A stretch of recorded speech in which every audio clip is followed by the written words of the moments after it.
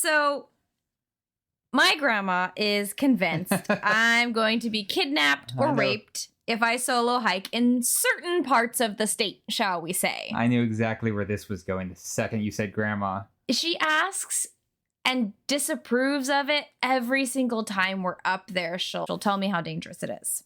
So she definitely disapproves of my hiking alone. But anyhow, I'm pretty sure she wouldn't disapprove of one of her male grandchildren solo hiking.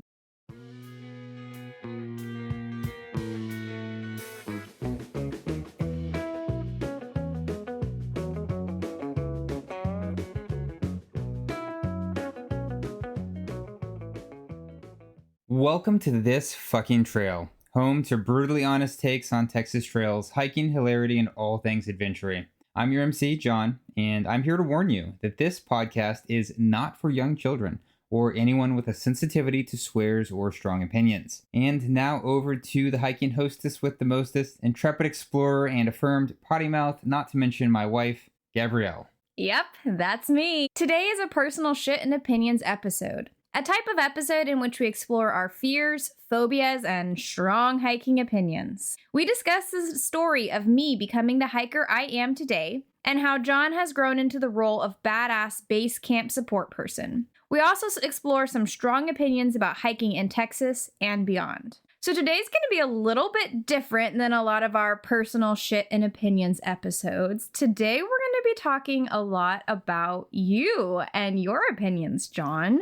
That's right. We are going to talk about how men might feel when their partner heads off into the backcountry by themselves. You know, solo hiking inherently holds more risk. It doesn't matter who you are. When you hike by yourself, you are in a more risky situation than when you're in a group of 2, 3, 4, or more, which is kind of my nightmare to be in a group that big, but we'll save that for another time. Yeah. But I think that a lot of men are uncomfortable with their girlfriends, partners, wives hiking by themselves. When I was in Big Bend Ranch State Park last time, helping some people get their truck unstuck from the sand by the Rio Grande, a man down there asked me if I was by myself, and I didn't have time to think up a lie, and so I said yes, and he kind of made this face, and he said, well, I hope it's safe. And when I assured him it was perfectly safe, he said, well, I hope for your sake you're right. I'm like, oh, okay. I'm not sure that you would have told a 30-year-old man that, but... Right, yeah. So yeah, that's what I want to get into today. Yeah, I think there are some attitudes and strong emotions out there on this subject. And we're going to talk about what an evolved man I am and how, emotionally mature I am and all of those great things, I'm sure. Yeah, this could ruffle some feathers out there. There's some strong opinions that we have, but let's get into it. Yeah, so, okay. Now, before we get too far into this, we do have a favor to ask you. We're having a ton of fun recording these stories and discussions, and we're hoping that if you're hearing this, you're having a good time too. If you're getting something out of this, whether educational or purely entertainment, it would really help us out if you took a second and left us a 5-star review. You can do it right now, we'll wait. Liking and following is great as well if you want to make sure that you don't miss an episode, but the reviews do a lot to get the word out, so thanks for doing that. And if you're feeling super fucking generous, head over to our Substack, and you can support the show more directly there. You'll find the link in the show notes. Now, back to the episode. So today I want to get your thoughts on how you, as my husband and as a man, are able to let me go off and encourage me to go on these wild adventures. So first off, I want to start with a story. And this story kind of made a big impression on me. I had just come back from a trip.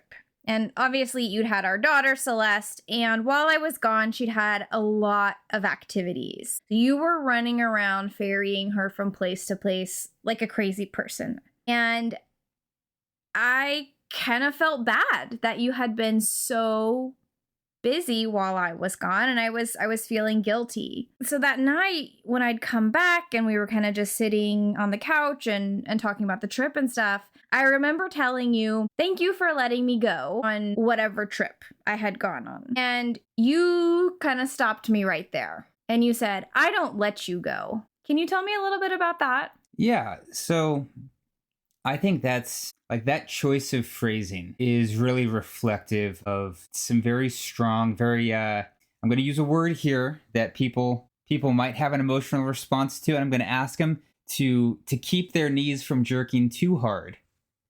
It's a very patriarchal turn of phrase, I think, implying that I am letting you as a woman do something as opposed to you as a fully capable adult human being making your own decisions about what you want to do and how you want to spend your time. And, I think certainly we could say that I support your desire to go and take these trips, and I support you in making them happen. But I don't think that I let you do anything. And, I certainly would like to think that you don't let me do anything either, that I make my own decisions about what's important to me. And I think what makes a good, healthy relationship is two adult human beings respecting each other as individuals. And they just happen to choose to want to spend a lot of their time or their lives together and on the same things because they find value in that, and not because they're trying to fill some role that they were taught was the right way to be, or that they think that, like, this is how my parents did it and their parents did it, so it's how I'm going to do it. It's like, well, but okay, but is it like a good way to live your life? And are you happy and fulfilled? Is your partner in this life journey happy and fulfilled? And so I don't think, like, even asking the question, like, like, how can I let you go and do these things? Well, that's the wrong question. You've said a lot about your attitudes toward other people in there. It's a very possessive word. I don't know. Like, I wouldn't want to be in a relationship where I felt controlled and where I felt like I needed permission. And I don't think that I would want you to be in a relationship with me if you felt like you were being controlled and needed my permission to do things. I think it's totally different to say, like, well, I'm interested in doing this, but I also have responsibilities and that are shared with another person, and we need to be respectful of each other in that way, and make sure that we're not putting an undue burden on somebody and shirking responsibilities. That's totally different than getting permission. Right. So I feel like there's like a distinction there that can be kind of subtle, but it's the difference between being possessive and simply wanting mutual respect for each other's ability to cope with the stress of being an adult in this world. So anyways, that's a whole, I feel like I've waxed philosophical, and I need to be like, fuck, damn, shit, or something. I don't know. That's all right. Well, let's talk about kind of how this all started, because we haven't always done things this way. I haven't always ventured off solo hiking multiple times a year. So tell me from your perspective, where did this all start? How did it all start? Yeah. So, and I think this is a kind of a great question, because it does sort of look back at, our relationship has gone through lots of phases, as they all do. They're all good phases, though. Yes, always. We never fought, ever. We never had hard times. Anyways, where was I going with it? So I have been encouraging you to find a hobby, to find interests for what feels like most of our relationship. And at times you've had, I feel like when we met, you had more interests. And I think having a baby made it hard to have hobbies. Yeah. Which is understandable, So without getting into all of that too much, after the pandemic, we had spent a lot more time outdoors as a family. And then you kind of wanted to keep doing more hiking. And I don't think I really got into it as much as you did. I like being outdoors. I like nature, but I also have to take a lot of allergy medicine. And I think I just don't like it as much as you do, which is really not even saying that I don't like it. I could say that I love it and still not like it as much as you do. You went on some trips by yourself, and I saw change in you after, which trip was it? Was it like a trip to Colorado or something? I don't remember. Maybe it was just a trip locally here. At some point I saw a change in you. You were happier when you came back from some of these trips. You were more confident, and I was just like, this is awesome. Like, she's found something that's making her happy. And I really wanted more of that for you. And so I was like, all right, like, for as long as she wants to do this, I'm going to make an extra effort to support her pursuing this, because I've always known what my interests are. Yeah, your interests don't really change over the years. No. If anything, I have simply accumulated additional interests and hobbies without ever shedding any of the ones that I had as a teenager. It's actually a problem. I don't have time for all of them. But yeah, you've been the opposite. You've really struggled to, I think, find something that speaks to you and that you want to do because it makes you happy. So when I saw this shift in you, I was just like, I've got to make sure that she has time for this and that she doesn't feel like a burden. So that's kind of my perspective on how it started. Do you want to share a little bit about, we kind of touched on this, but a little bit about how you think making space for this in our relationship has impacted us as a couple? Sure. So I think there have been several impacts, basically universally positive.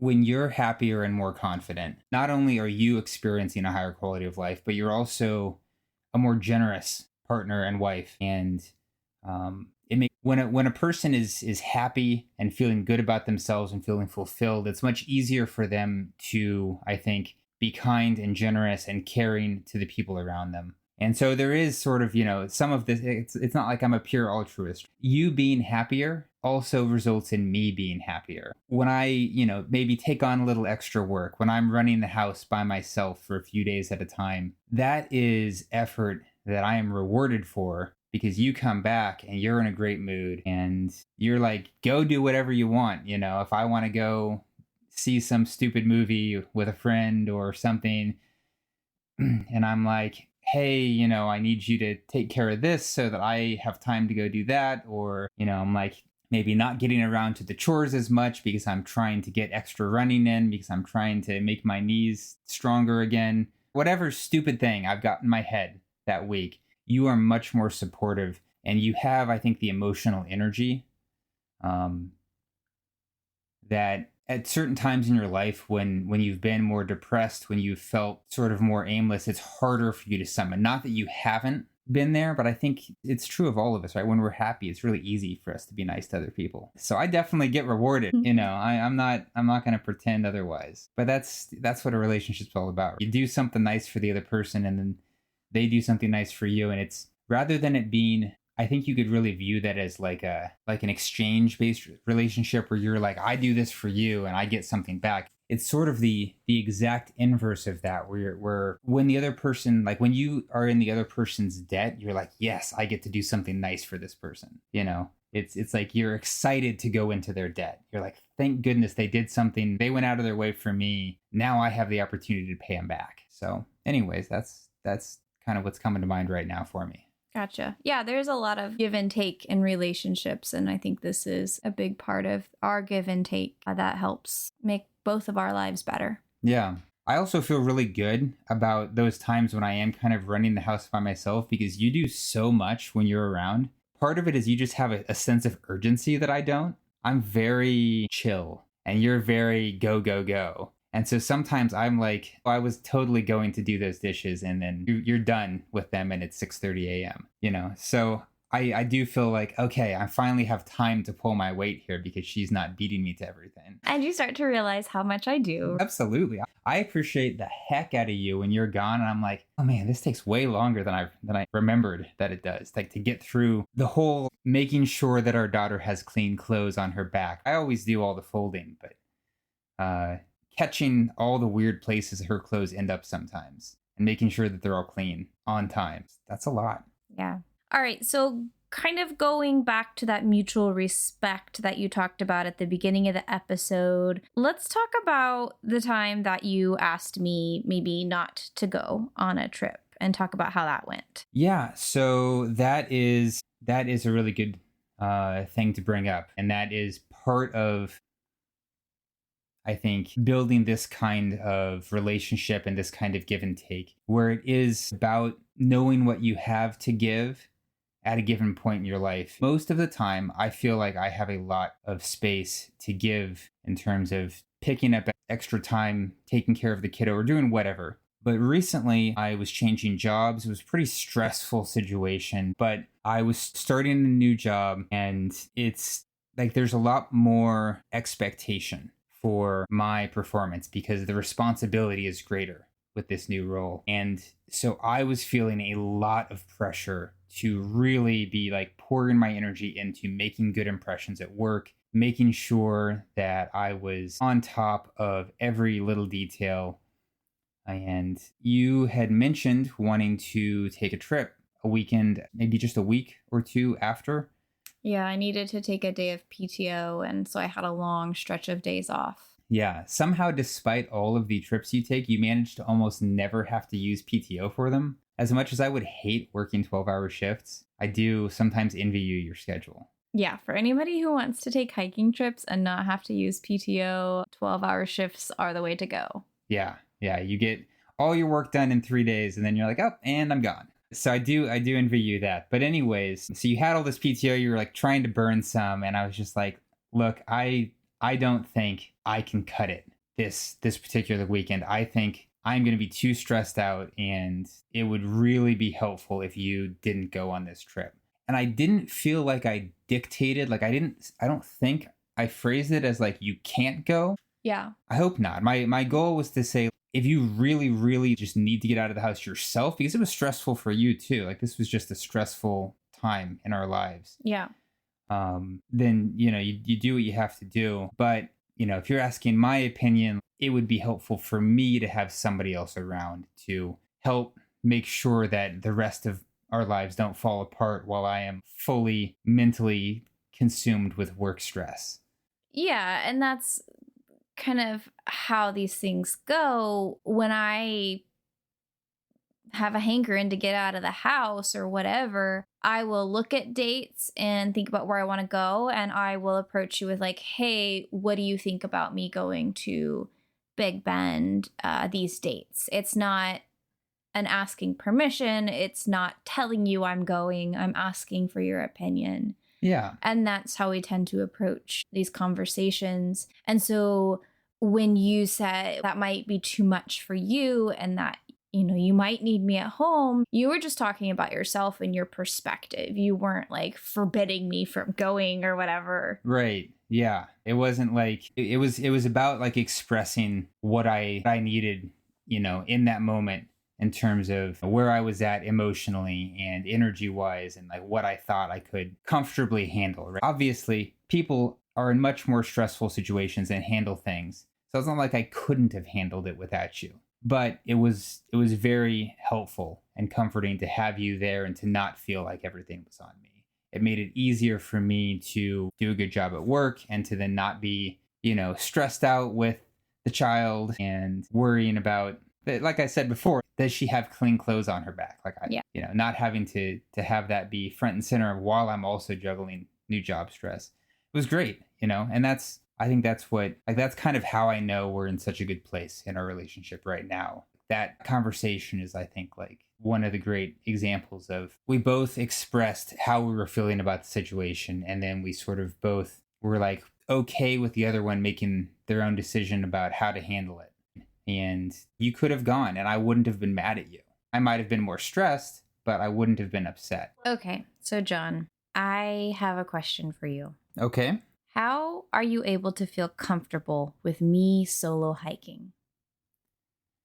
All right, this feels like a bit of a loaded question. So I think where the question comes from is that there are a lot of guys who would not feel comfortable letting their women go solo hiking, right? For me, my comfort level is all about you as an individual. You are competent. You're responsible, you're cautious, you're well prepared. Basically, like my degree of confidence that you can go out and do these trips and come back is super high. I'm more worried about you leaving me for the mountains. That's a fair concern. I've had a hard time coming back before. You have had a hard time coming back. Not because you were trapped in a crevasse, but because you didn't want to leave the peaks. So, yeah, I really feel very confident that you are going to be safe out there, that you understand the risks, and that ultimately, you're going to be fine. The reason I can feel this way isn't some blind faith. What it really comes down to is you've spent a ton of time doing the research, doing the legwork. You're extremely knowledgeable about what the risks are anywhere that you go and do any sort of extensive hiking beyond, a casual, easy, family-friendly trail, and even then you usually have done some research ahead of time. You've done a ton of reading. You've read so many morbid books. I can't even wrap my head around how you continue to read them. But on the bright side, you know all the things that can kill you anywhere we go. So I certainly do. Yeah. So that's good. You know, it does. I don't know what it does for your anxiety, but it certainly makes you very well informed and prepared. I also feel like when it comes to preparing for some of these more extensive trips, like, you're not like, I'm going to start hiking and my first trip is going to be a 7-day backpacking trip. Now, you've spent years building up to this point. You've done loads of easy hikes, loads of intermediate hikes, and now you're starting to do some harder stuff when you have both the physical conditioning and the experience and the knowledge to go out and be successful, and also the knowledge of when to like bail out and say, yeah, this is actually a bad idea. I shouldn't continue. And the humility to do that, which, you know, that's the real killer. Somebody can be super experienced, super skilled, but if they go in with a little too much confidence, that can sometimes be what gets them killed. And spoiler alert, I'm not afraid to quit. I think my point is that I've seen you time and time again make really good decisions. And one of the other things that I really appreciate personally is when you make your sort of detailed plans for, you know, I'm going to hike here, I'm going to do this, and then I'm going to do that, and I'm going to sleep here. You'll make sometimes multiple versions of these plans, and then you'll ask me for input and for feedback, even when I'm not necessarily remotely as knowledgeable about the area or about the risks as you are. And you're patient. You know, if I say something and it doesn't make sense, you explain to me why you're doing it that way or why you thought it that way. And you don't get upset or annoyed or act like I'm wasting time. You value my input. And I think you make me feel like I'm sort of part of and involved in the planning process. And like I can say, you know, if I feel like I'm going to worry about you on a certain area, then that's like an opportunity for me to say, hey, I feel uncomfortable. Yeah. Most of the time, I don't, right? Most of the time, I'm like, yeah, no, that makes sense. It sounds like you've really planned this out really well. And I think that probably is good for you, too, to have my buy-in, because then you know you have my support. Yeah. I mean, especially with your navigational skills, I'll be like, hey, I'm going to be on this trail and this is what I'm worried about. And here's like potential bailout points. And I'll even ask you, like when I did the Outer Mountain Loop, I kind of talked to you about, okay, if I go off trail, I should go north until I hit whatever road, or I should keep the mountains on my right-hand side. And you kind of verified that my backup plans for getting lost were indeed accurate. And that's a huge confidence boost to hear you say that, because you are better at north, east, south, and west in a compass than I am. Right. Yeah. So that's like the one area where I feel like my degree of confidence and competency in the outdoors is higher than yours, is with a map and compass. Fortunately, I have intuition, which has gotten me through so far. Yeah, you know, and you're pretty good with a map. It's the compass I think you really struggle with for some reason, which I legitimately can't understand how to explain it to you any other way, like than the several ways I've tried. And it's not just, you took a class with someone. Oh my gosh, I took a fucking class. My friend and I went to this whole class put on by REI. It was $79. Like, it was not a cheap class. And my brain just melted at the class. I learned nothing other than to put Fred in his shed. And now I can't even remember how to put Fred in his shed, which is one of the needles on the compass. I was so pissed off. Halfway through that class, I gave up. I didn't care. I was so mad.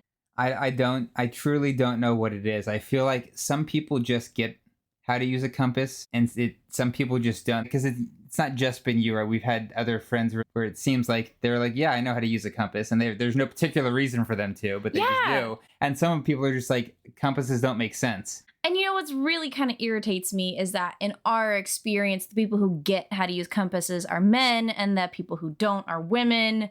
I'm thinking of our friends that we adventure race with. The dude, just instinctively fantastic with the map and compass and navigating. And it was his wife that I went to the class with. And I think she learned more than I did. I don't think her brain blobbed out nearly as much as mine. But he's definitely picked it up very quickly, whereas it was not a natural skill for her. Yeah. Yeah, it's a small sample size, right? I hate to draw any general conclusions from that. But anyways, my point is that I really appreciate having the opportunity to be included in those plans. Not only do I feel like I'm sort of part of the process and that you're thinking about me as you're making these plans, it also helps me to know what you're going to be doing a little more, and then I feel more comfortable with it because I know where you're going to be and when. And of course, you then actually print out the whole plan and give it to me. And so I have a detailed, like, where you're expecting to be on what day. Yeah, we go over all of that in our episode on creating an effective safety plan. I'll link that in the show notes for anybody who wants to know how this actually works out in real life. Yeah, I think that's a great episode for people to listen to if they want to hear more about sort of all of the ways in which I stalk you while you're on these trips. I mean, once you have a supportive partner, the next step is to include them and for safety purposes. And that's all that episode goes over all of that. Right. Yeah. No, it is very comforting to get, to be getting text messages periodically with your GPS location. Anyways, one of the other things that I wanted to mention is that I've also seen you making good decisions consistently on the trail. That's not just in low pressure situations. You this year were confronted with a charging javelina. Yeah. And you responded extremely well in an extremely dangerous and high pressure situation, right? You had your bear spray drawn and ready to spray before that javelina sort of veered off and left you alone. And so how things would have gone had it kept charging, we can't know for sure, but I do feel confident that you would have left it in a lot of pain. Yeah, I would have sprayed it. And I don't know what that would have done, but definitely it was about to get sprayed before it decided to change course. Yeah. And that's a situation that to some extent, like your ability to train for that is really limited. You can't wholly know how you're going to respond in a real life dangerous situation until you're in one. And now you've been in one and you responded super well. And this is maybe like the latest and sort of the most dangerous situation I think that you've been in. Yeah, probably so. But there've been a number of other situations along your journey, I think, where it's like you've had to sort of confront a challenge and handle it. Things like a tent not wanting to go up because it's super fucking windy, and you deal with it. And I've been super impressed with your growth as a person and your ability to deal with all of this adversity in the wild. So all of that over time builds up and builds my confidence in you as an outdoors woman. And, so when you want to go out and do something crazy, all I want to know is great. Just, show me the plan and I'm on board. So what you're saying is that I'm free to go solo hiking in grizzly country now, right? You're ready for that? Oh, wow. I'm saying I'm open to having that conversation if that's what you want to do.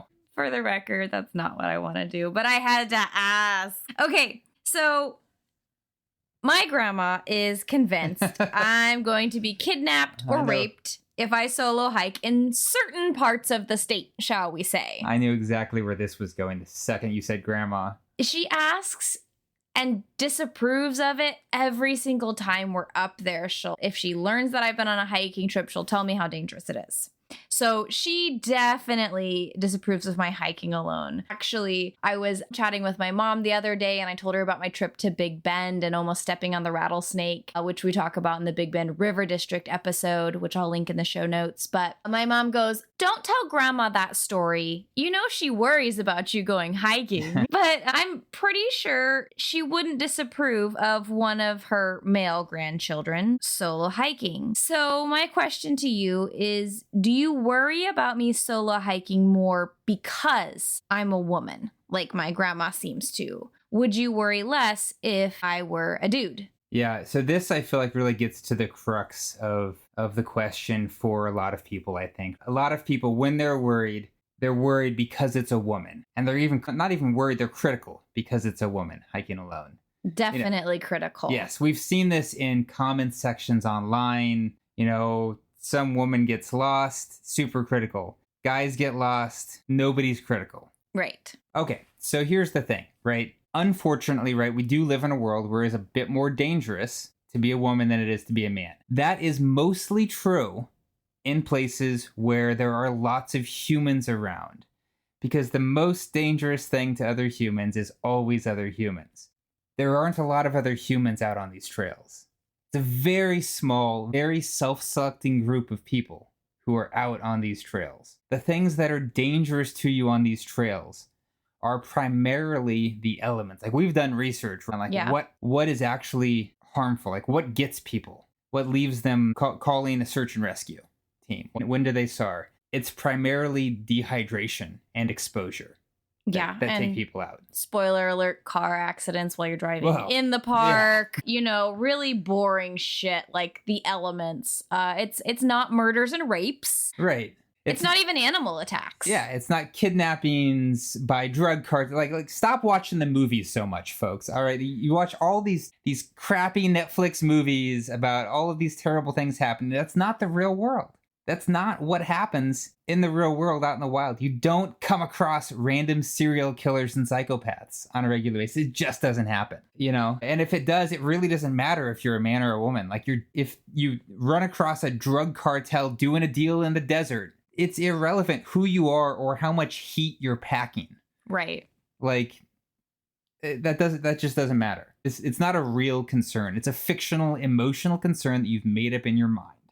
That's really like a lot of what it is. Now, it does bother me when I see other guys who are like, oh, you better take a gun, like you might get attacked. There could be guys out there or if a guy's like, I wouldn't let my woman go out there alone. It tells me some things mostly about that guy.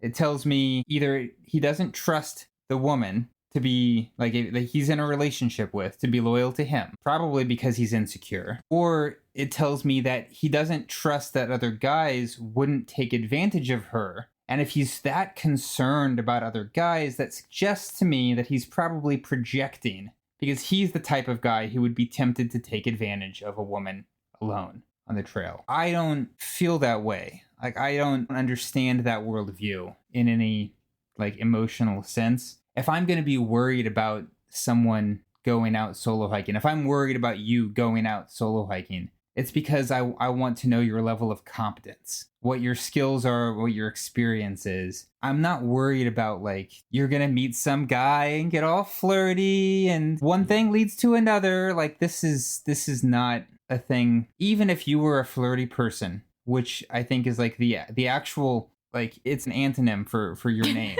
It's the literal inverse of your personality. I wish that were not true. I wish I had a flirty personality just so I could be more bubbly, but you're just not super bubbly, and that's fine. I got that RBF that just scares everybody off. It worked for me, and that's all that matters. So, anyways, even if you were a flirty person, if I couldn't trust you to be alone with a guy to handle yourself in a social situation, then we've got way bigger problems than you going hiking. That's not even the tip of the glacier, right? There's a whole iceberg under the ocean of problems that we got to deal with if that's where we're at. And whether that's because you're just not a trustworthy person, then why am I in a relationship with you? Or because I'm not a trustworthy person, and maybe you shouldn't be in a relationship with me. Or because I have deep-seated insecurities, maybe we should talk about those, and maybe I should seek professional help to, confront those problems. Yeah, it's like a distraction almost. It is. It's not a reality-based fear. And not all fears are reality-based. And it doesn't mean you should disregard them, but you should acknowledge them for what they are. You shouldn't pretend that your fears are reality-based, because guys are just as prone to emotional decision-making as women. But the stereotype is that it's women who are emotional and guys are rational. So a guy can be like, well, I don't want to let you go and I'm just being logical. And it's no, you're not, dude. You're not being logical. You're being controlling and insecure. I don't have any worries about you going out and spending time with guys. I know where we stand in our relationship. To be clear, I am solo hiking. Yeah. And trying my very best to not talk to anybody. I'm saying even if that wasn't the case, I'm just not worried about it because I know you, I know me, and I know our relationship. I don't know. It really bugs me is all I'm going to say. And I think when people react that way, it tells you more about that person than maybe they would like to be giving away about themselves. It's really all about them and their insecurities than It's not at all about the real world and what the actual dangers are. Like, what they should be asking is, well, did you take enough water with you? Mm-hmm. Not, did you take a gun? To defend against a man who's going to try to kidnap or rape you. Yeah. Like, okay. Tell me that you don't know anything about the outdoors without telling me that you don't know anything about the outdoors, right? That's awesome. I love it. Yeah. Like, okay, thanks. Yeah, I'd love to add an extra couple pounds of weight to my pack for a 0.00001% gain in safety. Yeah, like if you want to carry, that's your personal choice. Right. But it doesn't protect you all that much if you look at it logically as far as what the real risks are. Yeah. People and animals are not a significant risk out on the trail, whether you're a man, whether you're a woman. If you've got the weight in your pack and you want to exercise your right to carry, I have no problem with that. But acting like that's going to save you. Well, acting like someone else is a dumbass for not doing it, that makes you an asshole. Like, you've got the right to carry, you do that, I have no problem with that. I'm all about people exercising their personal rights in a responsible way. Do it. Well, go for it. But telling other people how to exercise their rights, I don't know. And telling a woman that they particularly have to carry is absurd. Right. It shows, it tells me that you don't know anything about what is actually a concern in the wild. Okay. Gonna get off the soapbox, right?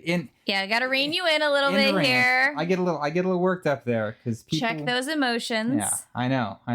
I'm just being rational. Gosh. So I guess what is then your biggest fear when I hike solo? If we're talking about fears that are real, emotional versus real, perceived versus not. Yeah, that's a super fair question. I feel like based on who you are as a person and the way that you plan for and prepare for these trips, the thing that I think is most likely to result in a search and rescue situation for you is unexpected car trouble in a remote area. Whether just because of, like the elements, or sometimes you don't know that something's wrong with the car until you find out that something's wrong with the car. Right. Or you hit a rock in the dark, I don't know, and a tire can't take it or whatever. There's a bunch of things that could go wrong with the car. Very, very hard to prepare for them. Like we do our maintenance, but you can't always predict car trouble. We all know this. That's the thing that I feel like would be the most concerning and the most frustrating for me.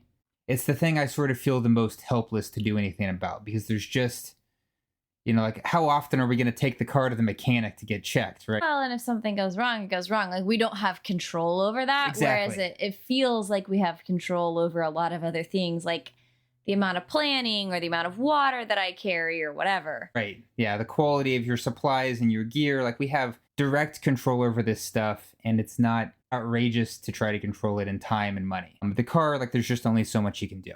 That said, having the bivy, our GPS communication device, does largely alleviate that concern. I know that at the very least, if something goes wrong, you can contact me and I can alert the park rangers, or in the worst case scenario, you could initiate a search and rescue directly. Right. And having that option there basically says, you know what, obviously it would suck if you had to do that, but at the very least, your life's not in danger. Yeah. I mean, obviously it'd be horrible if you suffered like an animal attack or fell down a canyon or something, but these are very low chance risks. Whereas the car, something happening to that, stuff happens to cars on a regular basis. Yeah. So it feels like a much more realistic, higher probability. And of course, we've looked at numbers and we know car accidents happen. Doesn't mean that you're at fault. Somebody else might hit you and then you're stuck on a backcountry road. Or dead. Well, yeah. Nothing we can do about that one. It's hard for me to worry about that because it's like, well, there's literally nothing we can do about that. Yeah. I don't remember which one, if it was Big Bend or Guadalupe Mountains, but made some sort of deadly list amongst the national parks. And so then I looked at it and the big deaths were vehicle accidents. And I was like, okay, well. Yes. People driving like assholes. Once again, it's people, but unfortunately having a gun isn't going to help you in a car accident. Indeed. Okay, so I'm curious, how is it being left behind as I go off on adventures? Do you feel any kind of way about your wife leaving you at home with all the household and child duties? Yeah, so this is another one I think is an interesting question, because I do think that I don't think I'm alone in this. I think there are a lot of guys that feel this way, but I do think that there's also a significant sort of narrative about men being the household caretaker in a way, like that being somehow an unmanly thing to do. That certainly is, I think, a story that some people tell or believe in. And I've always kind of thought that was bullshit and just really stupid. Tell me how you really feel. Right. Yeah. Let me not sugarcoat it for you here. So this reminds me of this is a super random story. I have no idea why this has stuck with me for like 30 years, but it did. So I watched a lot of daytime TV during the summers when I was a kid, because I was the eldest and therefore I was often the babysitter during the summers. So we would just watch sort of whatever happened to be on the TV, even stuff we probably weren't supposed to be watching, but who's counting at this point? So some of you will probably remember the Jerry Springer Show. I don't know if this is still on. I wouldn't be shocked. So he has to be ancient by now, but who knows? Anyways, it's very similar to a lot of other daytime talk shows where the premise is largely that they have on like ridiculous people who've made terrible decisions in their lives, and they talk about those decisions, and they do paternity tests to find out who's the father and all this, stuff that's it's literally just like the most dramatic that you can be for entertainment. So kind of like a Judge Judy sort of thing. Right, except that instead of somebody being a judge and there being a court case, it's literally just a talk show host. And they have an audience screaming at the people on the stage and asking them questions like, why would you do that? Or, let me get to the point. The point is, so there was an episode and there's some guy, he's got like 6 babies with 4 different women or something ridiculous. And there's another woman who's saying that she's pregnant with his child, and he's denying it. And, he's like, I'm definitely not the father. And at one point, the only thing I really remember from this is at one point he says, I know it's not mine. He's like, I take care of my kids. And he says it like really like earnestly. I take care of my kids. And I'm just like, okay. And the audience applauds. And I'm like, why are you applauding this man? You're applauding him for saying that he takes care of his kids, which is like the lowest amount of effort. Like that's the expectation, that you would take care of your kids. And I don't feel like people should be like celebrated for doing the baseline expectation, which is that they're there for their children and they take care of them. And I feel like a lot of guys sort of expect to be celebrated, or like they are celebrated for doing. People act like a dad who cooks dinner and cleans up the house is doing something extra, whereas a woman who does the same thing is doing what she's expected to do. And there are, it's not like women are never celebrated for these things. I don't want to act like there's only one narrative in the world, but certainly I think there is a pretty strong narrative out there that tends to act like a guy who is doing household activities, cleaning up, doing laundry, doing dishes, cooking dinner, that these are unusual behaviors for a man, and that he's doing something extra, that he's babysitting his kids. I've heard people say this before. Oh, my husband's babysitting the kids. I'm like, no, he's not. The fuck he's not. They're his kids. You can't babysit your own kids. You just, you're in charge of them. You could say you're watching them, I guess. You're not babysitting them. He's not being paid money to perform a service that he otherwise wouldn't perform. He's doing the baseline shit that he's supposed to do. It's not special. And you shouldn't be you should be grateful to your partner for being a good partner always, but it's not a weird, unusual thing. And so it just bugs the hell out of me when people act like it's weird. Like if I were to go on a guy's trip, it would be expected and normal that you would run the house while I was gone and nobody would think anything of it. Yeah. Or if I were to go on a solo trip, I think people would think that was weird. But I mean, given you and knowing you, yes. People would think it's weird. John's lost his mind. Yeah. But I don't think that anyone would think it was unusual or special that you were running the household by yourself while I was gone. And so the fact that we would even think like we need to ask this question, like, is it weird or does it put some special burden on me to run the household while you're gone?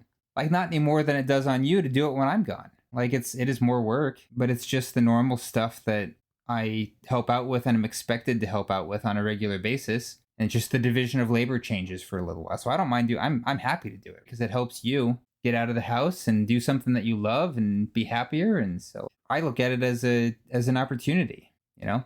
All right. Well, anything that you want to say in conclusion? Do you have any more spicy takes for me? No, I look forward to any spicy commentary that people might have on this episode. I think I've certainly invited it. Yeah, you're going to be handling all the comments, babe. Well, that's fine. I'll do what I usually do with comments and just literally ignore anybody who's mean. But that's neither here nor there. Ultimately, what it comes down to is just trust and support and being a good person for, the person that I care about the most in the world. And I think it's sort of a no-brainer for me to support you taking these trips in light of that. And I guess if somebody else has a different opinion, they're certainly welcome to keep it to themselves. Do you have any advice for someone who is struggling to support their partner to go out solo hiking? So I think that's a great question because I've been a little harsh. He's really a nice guy, I promise. I mostly am. I think what it comes down to is I think you have to get really honest with what it is that you're worried about happening and whether those things are worries that are emotional and internal or grounded in the facts of like the physical world. Are these real dangers or are they pointing at something emotional for you? And if you're having some difficulty feeling secure, or if you're maybe an anxious person and you're just thinking about your wife going out and hiking is just making you super anxious. I think the first thing to do is to be really honest, both with yourself and with the other person about what's going on. Don't act like they're at fault or they're being unsafe. Be honest about how you feel and have a conversation about that and have a conversation about what would make you feel less anxious, what would make you feel more secure. Maybe it's as simple as you go and you buy yourself a GPS communication device so you can stay in touch while they're somewhere without cell service, right? Maybe you do have some real worries because they're, jumping headfirst into some really challenging stuff and they don't have a lot of hiking experience. I think that's a legitimate anxiety to have. And maybe the thing is to say like, hey, would you mind maybe doing some smaller trips, building up to some of these bigger trips first? I'm just really worried about your safety. I know that that's me being worried and not necessarily that you wouldn't be safe, but I'd feel more comfortable if we took a slower approach here. I think that's a reasonable conversation to have. Yeah, because the reality is if something does happen and the hiker dies, it's the person who's left at home who has to deal with those consequences. Right. Yeah, I think that's a great point. That's something that you do really well as the hiker in our relationship, or the more serious hiker at least, is that you do think about the effect that you being seriously injured or hurt or lost or killed would have on me. And as low likelihood as all of those things are, you do take that into account. And that's why we make a super comprehensive safety plan. Again, plug in that episode. I didn't plan to do that, but people should really listen to that. I mean, there's a reason that we did an episode on it, is because it's stupid important. Yeah. And I think maybe that the action item here, if you want to be supportive for your partner, or if you're someone who wants their partner to be more supportive, either party can be proactive here. And I think a great place to start is an honest conversation about, what's really worrying you, what's really bothering you, and making that directly addresses those concerns. A safety plan like the one that we outline in that episode is a great place to start. All right. Well, thank you for all of your thoughts. Thank you for always being supportive of me and my solo endeavors. And I look forward to hiking solo in grizzly country with your blessing. Until